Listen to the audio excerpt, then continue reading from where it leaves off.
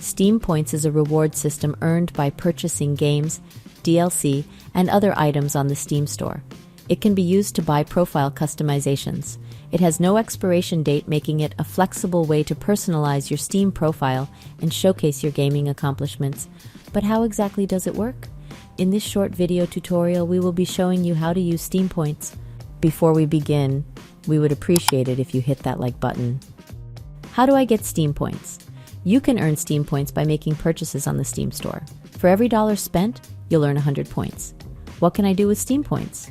With Steam Points, you have the ability to purchase a variety of virtual items, such as animated stickers or backgrounds from popular games, avatar backgrounds, emoticons, profile showcases, and more.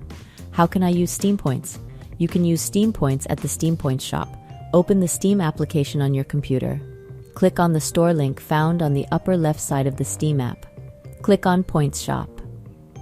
Choose a category in the sidebar and click it. Click on an item you want to purchase. Click the Point Total button on the pop-up. Thanks for watching this video. Make sure to hit that like button if you found this useful, and don't forget to subscribe to our channel.